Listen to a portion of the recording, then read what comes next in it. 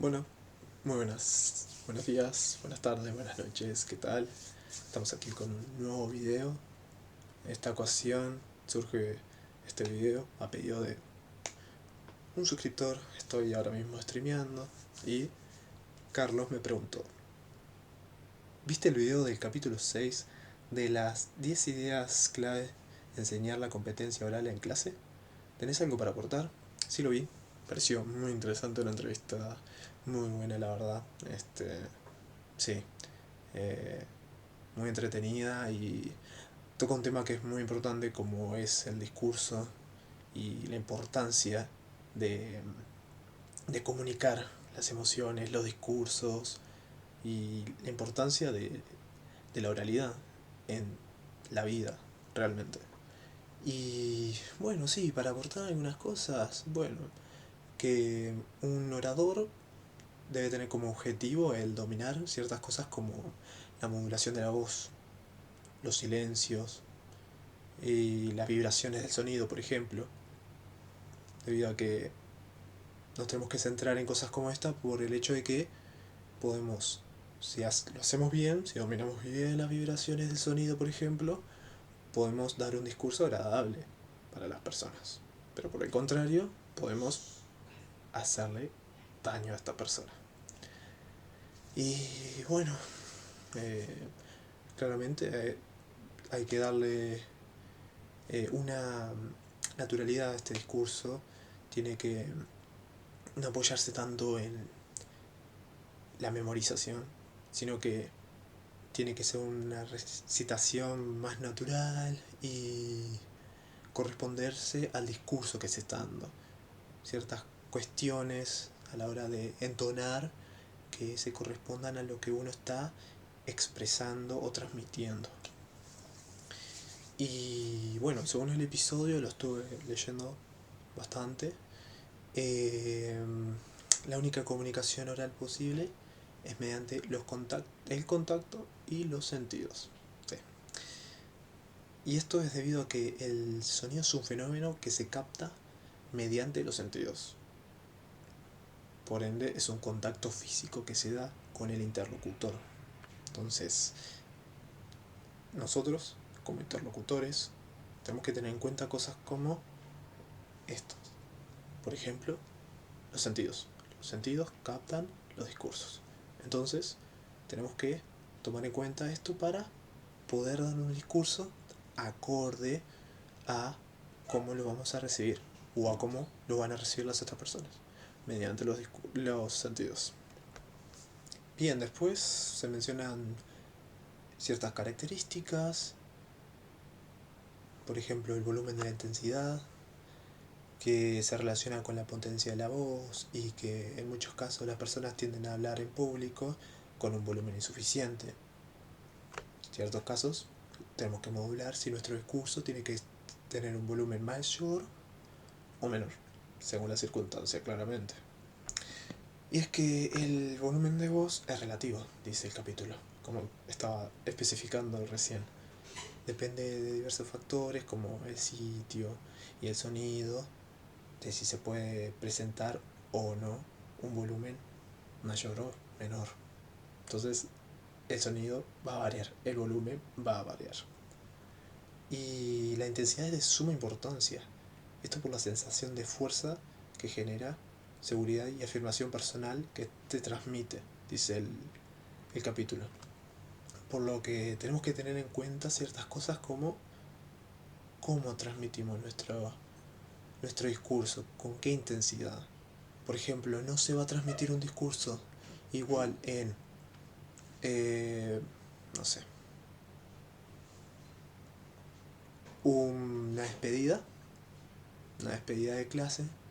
Te vas de tu salón, le das un discurso a tus estudiantes, como en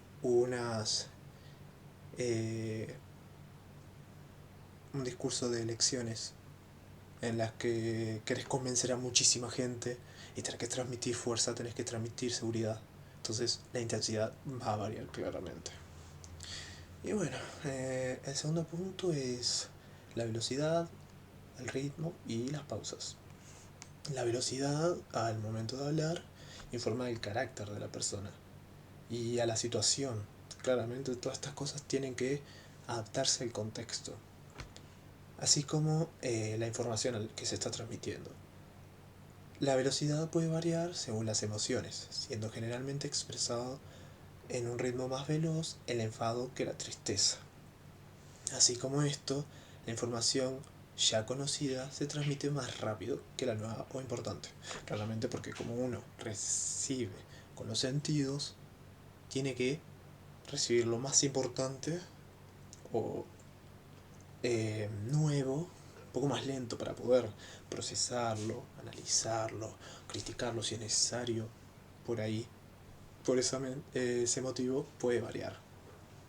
Puede variar la velocidad si es algo más rápido por el que se dijo y bueno, se repite para dar ciertos datos o si no, si es algo más relevante. Y, y bueno, por otra parte, la velocidad y el ritmo pueden estar condicionados por el género discursivo, que es debido a que en algo meramente informativo o narrativo la velocidad puede ser mayor que en un sitio en el que se necesita la reflexión. Esto es lo que estaba especificando, como puede ser una clase. Bueno, es vital el dominio de las pausas y de los silencios para que una persona evolucione como orador. Las pausas bien colocadas eh, señala el final de una unidad de información o le da énfasis a la historia, permitiendo que el auditorio reflexione sobre lo que está diciendo. También hay que saber dominar las pausas o por el contrario los silencios para dar, transmitir otras cosas que no sea la información, sino que la información va a continuar, o que por el contrario finaliza una idea, o se transmitió una idea importante, pero hasta acá va este punto. Continúa con el siguiente.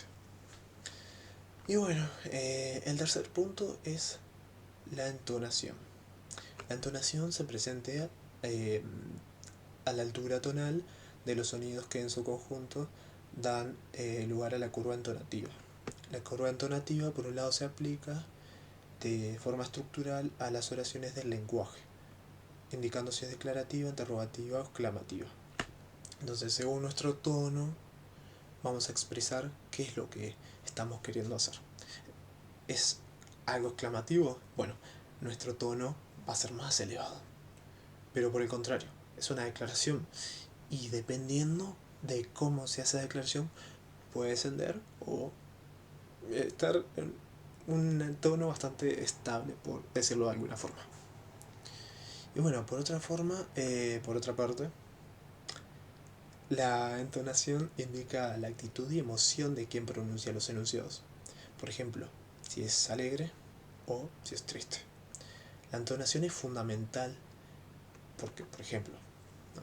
Yo estoy leyendo, no sé, una carta de una persona que le sucedió algo que no está bueno, que es triste y no la voy a leer muy alto en plan queriendo transmitir alegría, ¿no? La entonación no va a ser esa, no va a ser, oh, wow, porque bueno, ayer eh, me caí a la eh, me caí a la cuneta y me quebré la pierna, oh, no puedo creerla, no, generalmente no va a ser así, no sé, se me acaba de ocurrir ese ejemplo, medio tonto, pero bueno. Eh, y bueno, básicamente eso. Puede variar el tono según lo que querramos transmitir. Y esa curva entonativa puede ir variando en un discurso bastante extenso, ¿no? Y bueno, con respecto al cuarto y último punto, esta es la articulación. Esta suele informar sobre la identidad geográfica y social de una persona, condicionando en muchos casos el sitio de donde pueda provenir una persona y o clase social, provocando que en muchas situaciones las personas tengan que modificar su articulación por razones externas a ellas mismas. No hay mucho más que decir. La articulación va a definir, generalmente, de dónde venimos y hasta nuestra clase social. Por ejemplo, por mi articulación se puede definir más o menos de donde yo provengo. Alguien me escucha, alguien de, no sé, México, y más o menos puede saber de dónde soy. A no ser que no tenga mucho conocimiento. Pero bueno, nada, la verdad, muy buena la entrevista, la información brindada también. No hay mucho más por decir, no tengo mucho más para aportar. Y nada, hasta acá llegamos, así que nuevamente si quieren pasarse por el directo que estamos el día de hoy, sean bienvenidos, muchas gracias por ver, denle like, suscríbanse y nos vemos en la siguiente. Adiós.